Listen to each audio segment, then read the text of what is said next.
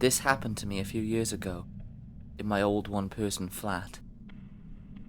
I had a strange feeling that something wasn't right for a few days. Like, I was sure that food in the fridge was less than I put back the last time. I found pillows from my couch on the floor, stuff like that. I lived alone back then, so there wasn't anyone else with access to my flat. Or so I thought.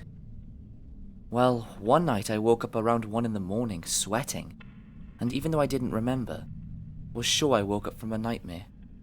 Since I was drenched in sweat, I decided to take a shower, so I put my phone up in the bathroom for music, turned on the water, and enjoyed my shower. A few minutes in, I heard the door move. I never close it, but it still never moves. I took a look at the shower curtain and saw a shadow against it. And a look at my phone confirmed someone was there, since I could clearly see a reflection in my screen that showed someone standing next to the shower curtain. It took me a lot not to scream and to keep acting like I didn't notice anything, while silently taking the shower head off the holding and turning the water all the way to hot. I am still kind of impressed by that quick thinking. Our water got really hot when you cranked it all the way to hot, and a few seconds later, steam was rising and the water flowing to the drain began to hurt my feet. I turned around, ripped the shower curtain open, and held the shower head right at the person behind it. It was a woman. She screamed in pain. I whacked her in the face with the shower head and jumped out of the shower and ran to the door, taking the key out of the lock and locking it closed behind me. A little later, she started to bang on the door, but the door didn't give. Thank God for German quality work. I called the cops and went to the kitchen to get my big kitchen knife, just for safety. I felt like my throat was closing up when I saw it missing and realized there's only one place where it could possibly be right now. The police came and arrested the woman, who turned out to be the former person living in the flat and was evicted after not paying rent. Seems she made a copy of the key and came into the flat when I was at work, and sometimes at night. It's possible that what woke me up in the first place was her, and honestly, I don't even want to think about it. Ever since then, I always insist that the locks are changed when I move into a new place. Edit. Since a lot of people ask, I found the kitchen knife in the bathroom, so she definitely brought it with her, and either the police disarmed her, or she dropped it herself, at some point. Disclaimer. This story is told through the perspective of a female. Please don't judge some of my incredibly stupid decisions of my creepy encounter. I was very young. So when I was 15, my sister and I ran away from home. Dumb decision number 1. I was gone for a total of about 6 months. At some point, for about 2 weeks, we were living in a rundown motel. One night, while I was by myself, I was sitting on the stairs of the motel flipping through a magazine. Stupid decision number 2. A grown man walks by me and starts to talk to me. He asks my name and why am I sitting outside. I asked him if he is a cop. Extremely stupid decision number 3. Since this shows him I do not want cops involved as I was a runaway. He asked, "Do I look like a cop?" He didn't. He said he had some alcohol in his room he was willing to share if I'd like to come up and drink with him.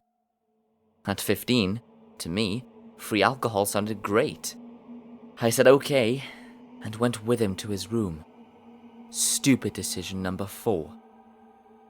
We got to his room and began drinking and talking a bit. I forget what I asked him, but at some point I asked him something that made him get out his ID and show it to me. Under his name, I noticed it had offender under his name in red. Warning bells went off, and I asked him what that meant. He replied, "What do you think it means?" At that point, I just wanted the hell out of there. As I'm thinking that, an additional grown man walks into the room. He sees me, smiles, and they both nod to each other. I am now in a locked motel room with 2 grown men. I turn to the first guy and tell him something. Like I have to get something out of my room real quick, then I'll be right back up. I must have sounded believable. He said, You'll come right back? I said, of course, I want to keep drinking. He then asked me what room number I was in. I lied and made one up, of course. By the grace of God, he let me out of that room. I briskly walked back into my room. Not even a minute later, the phone rings. I pick it up. Why did you lie to me? I said, what do you mean? You lied about your room number. I watched you go into your room. I told him it must have slipped my mind when I was talking to him earlier. He then told me to come back upstairs to his room so we can keep hanging out. I told him I'd be right up. I then proceeded to unplug the phone from the wall and curl up in a ball since I was so afraid that he would try to come for me. I still, to this day, do not know why he let me leave. He didn't have to. Lord knows what would have happened to me that night. Scary to think that since I was a runaway, no one would have known anything. I had no ID and was going by a different name. I looked up what offender means. Most websites say it means the person is a sex offender or out on parole. I was so lucky that night. Surprisingly though, it took me becoming an adult to really realize the danger I was in that night. To me, at 15, he was a creepy guy, and I instinctively knew I had to get out of there. But it wasn't until years later that I really understood how bad that situation could have become.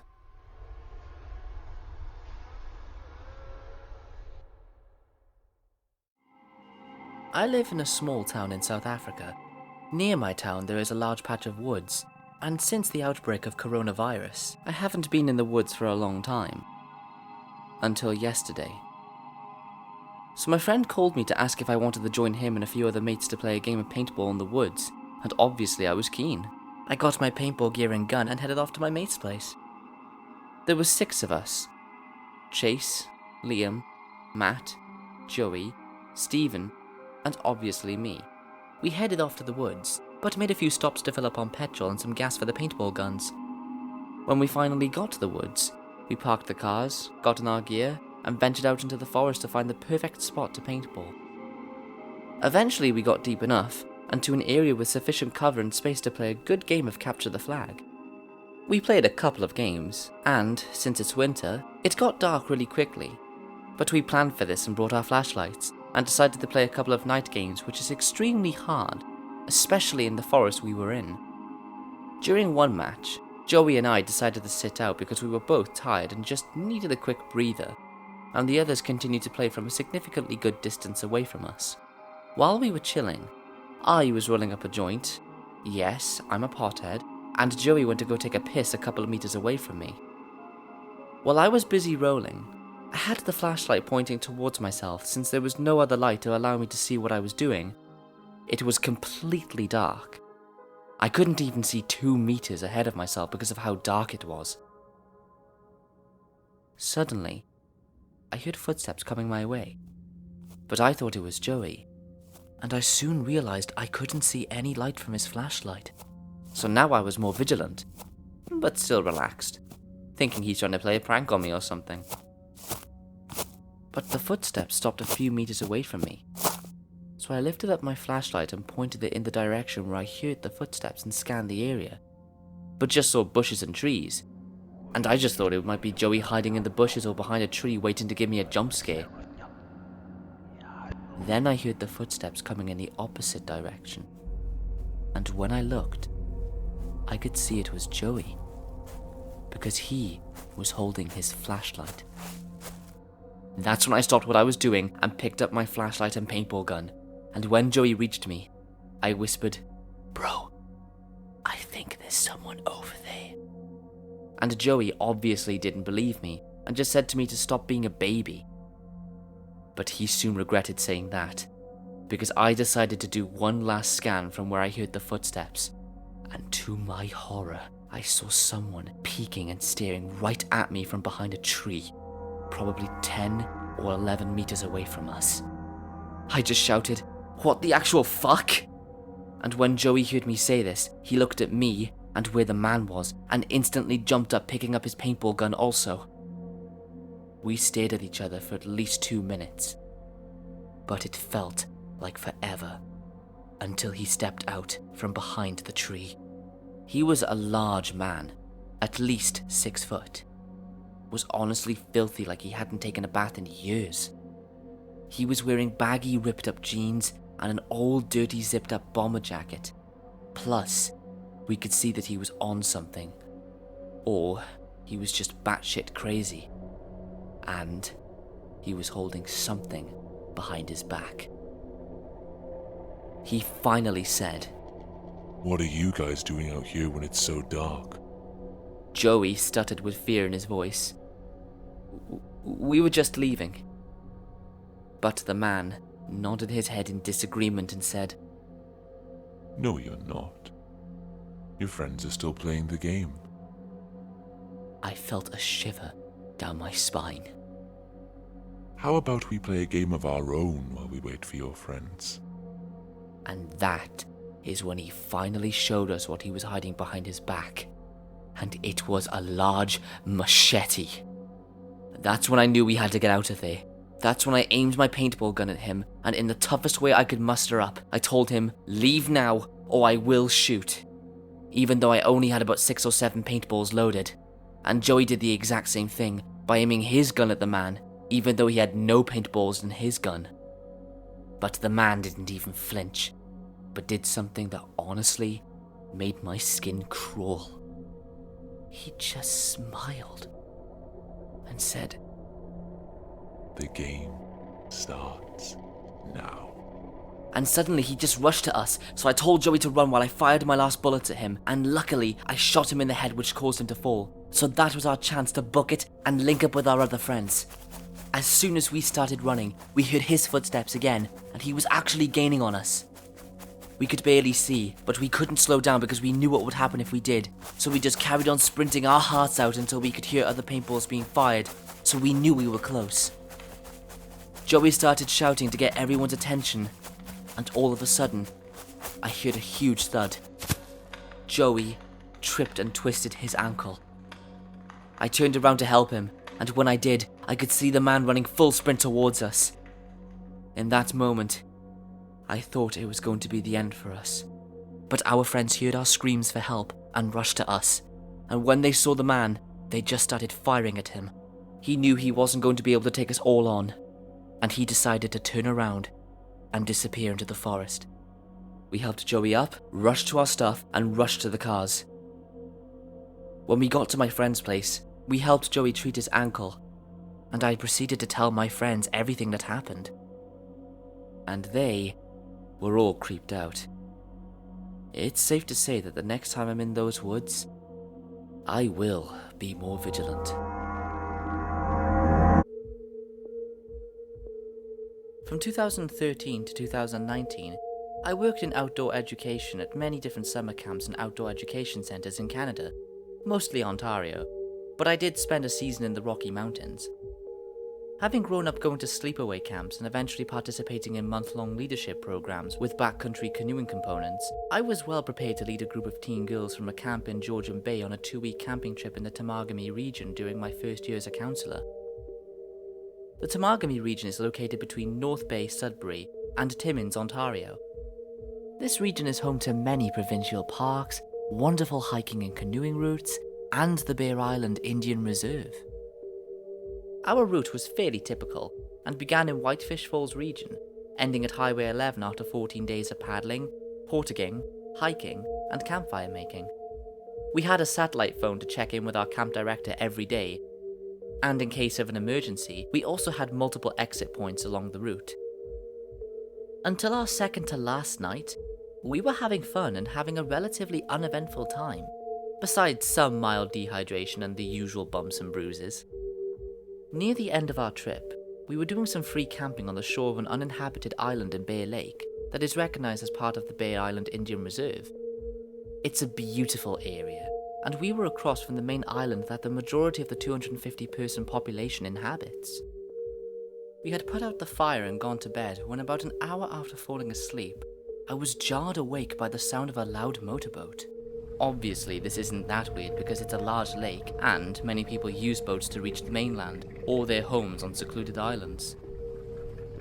However, it was around 11 PM and things had been quiet for the last few hours. The motorboat cut out and I could clearly hear the sounds of an argument. It sounded like at least one man and a woman, and they were very angry and yelling at each other, although I couldn't hear anything specific because they were too far offshore. Suddenly, the woman screamed and I heard a splash into the water. And then, complete silence. At that point, I was pretty freaked out and hoping to God that my girls hadn't woken up. But I wasn't that lucky, because I could immediately hear talking from their tent, and I could tell they were scared. I was about to unzip my tent and look out to see if maybe the boaters had had an accident or something, when my whole tent lit up. The light slowly panned across me and onto the tent my girls were in. That immediately made them quiet. In a normal volume, I was able to tell them to stay absolutely still. The light panned back to my tent, and then over to theirs again. I can only guess that it must have been some sort of boat with a searchlight on. After an eternity that was really only about 5 minutes, the light was turned off, and I heard the motor engage and fade as the boat drove away from us. I immediately found the satellite phone and called our camp director, who gave us the phone number for the local police. I called them, and they said they would forward the information I gave to the local native detachment on Bear Island. I don't think any of us slept that night, and I got up at 5 AM to take my canoe out and take a look around. I thought maybe someone had fallen overboard and had managed to swim to shore. Obviously, I didn't find anyone, and there was nothing floating in the water either, although it is a pretty deep body of water. None of us wanted the camp one more night, so I called the camp and had them head out to the pickup point a day early. We paddled like hell and didn't really talk much. I think none of us really wanted to speculate what we might have heard and what would have happened if we'd made a noise or moved when the light was on our tents. I've thought about this a lot over the years. Whenever I've told people the story, they've been quite skeptical. I recently started looking into missing person cases in the area, but without much luck. If anyone reading this is familiar with Indigenous issues in Canada though, there is an epidemic of missing and murdered Indigenous women, and these cases usually go unreported or unsolved. The user of this article provided links to many different sites, including the epidemic of missing and murdered Indigenous women, information about the Temagami First Nation, and a map of the area. All can be found in the description below. Until he stepped out from behind the tree. I was well prepared to lead a group of teen girls from a camp in Georgian Bay on a 2-week camping trip in the Temagami region during my first year as a counsellor. I'm not doing a fucking another take, that is a mouthful. The Temagami region is located between the north... Wait, am I fucking saying this right? I am not fucking doing this all over again because I described a region like one of those pocket fucking things from the 2000s. Fuck that. So I just found out it's not Temagami, it's Temagami. So guess who's doing another retake? Hey everyone, thanks for listening to this video. I just wanted to make a quick message, well, maybe not quick, but a message at the end of this video to just kind of explain a few things that happened. So, first off, I would like to apologize for my absence. I did plan to make these videos weekly, but a few things happened which really became detrimental in my upload schedule. So, I think the most obvious one, as I showed in the beginning of this video, my cat Bert passed away when I was working on the third volume. I was already not in a good motivation part because, well, when I uploaded the second volume, I felt as though the views weren't doing very well, admittedly, and I just didn't have a lot of energy with the third story. Like, I think I recorded the first 2 stories, but I just remember sounding very bored and dead inside, and I did plan to re-record them, but then as I was planning to, Bert came down with almost sudden kidney disease, and we lost her within a few days, and it was a huge blow, because Bert was like my little companion, and when I released the first 2 volumes of my Scary True Story narrations, I was at my mother's house as a little trip to go see her, and I planned to continue on with these Scary True Stories with Bert being like my little my recording companion, just sleeping on the couch like she would. I'll even have a picture come up now. And yeah, I lost a very close friend, and it killed all the motivation I had. And it didn't help as well that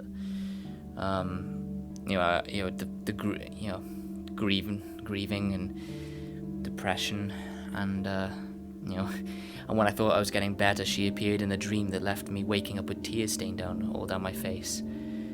So yeah, it was not a good time. But then everything after that was entirely my fault, because I did re-record the 3rd volume about like last week, but stupid me recorded at a very low volume, so if I put them in HitFilm, which is what I use to edit my videos, if I turned the volume up, you could hear the white noise grain very loud, so I knew I was going to have to completely redo this. So sorry for being so long. I've already got the next, I think 3 to 4 stories confirmed for my next video, so I'm going to get right to work on getting them done. I just want to say huge thank you to the people who let me use their stories, because I had a lot of trouble with the 2nd volume because Reddit does make it a little bit difficult, but yeah, it does mean a lot that if you're watching this, thank you so much. And especially thank you to the author of the 2nd story for even being really patient with me. Not saying that the others weren't, it was just like when I was apologizing, saying, oh no, like I'm late, I'm sorry, but here's an update, I'm working on your story, and she was completely cool with it. So big thank you to you. It does help in this roller coaster that has been this month. So yeah, so thank you all again for listening, and I'll hopefully see you soon, very soon, to make up for the long absence, in the next video. And I will try to work on some sort of slogan. So, I don't know. Remember, everybody, when you're in the rabbit hole, be sure to look around every corner and over your shoulder. That was crap, but anyway. See you guys.